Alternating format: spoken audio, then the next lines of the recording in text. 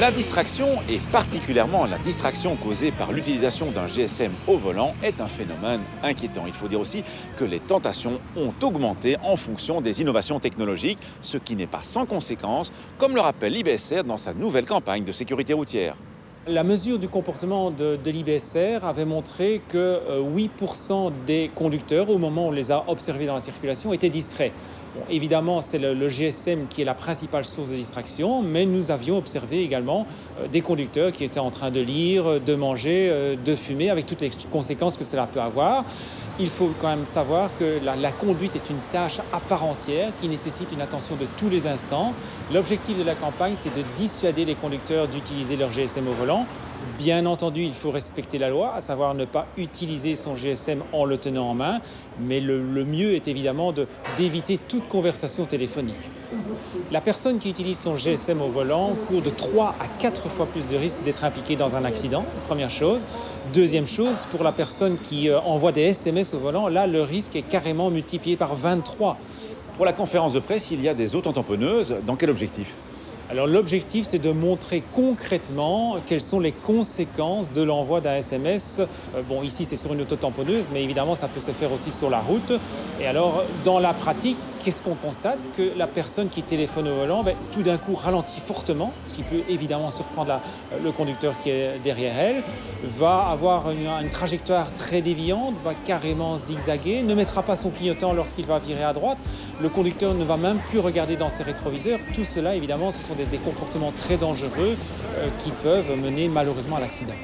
Alors, deux grands axes dans cette campagne, à savoir l'affiche que l'on voit le long des routes et deuxièmement, c'est un film qui va être diffusé sur Internet et dans lequel on voit un couple qui se rend à son premier rendez-vous et qui s'envoie des SMS, mais malheureusement, l'histoire va mal se terminer.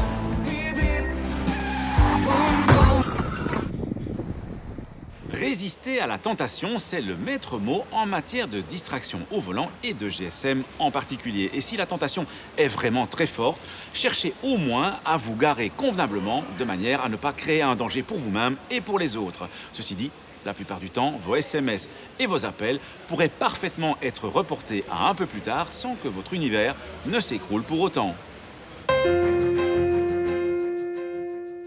À la question de la dernière fois, il fallait répondre qu'il est recommandé de placer les bagages les plus lourds dans le coffre d'une voiture.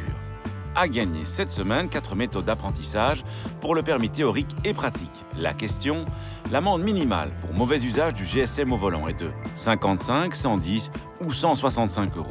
Soit vous téléphonez au 0905 56 493, soit vous envoyez un SMS au 6020 en tapant contact, 1, 2 ou 3 et vos coordonnées.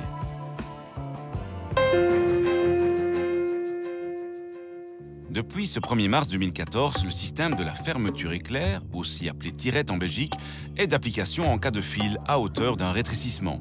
En cas de ralentissement, on espère désormais que les occupants d'une file vont rester sur celle-ci et appliquer in fine ce système simple d'intégration. Comme les éléments d'une fermeture éclair, chaque occupant de la bande qui va subsister doit laisser de la place pour qu'un conducteur de l'autre file puisse s'intégrer. Ce système doit s'appliquer à un seul endroit, juste à hauteur du rétrécissement, et non un peu partout avant celui-ci, comme on le voyait jusqu'à présent.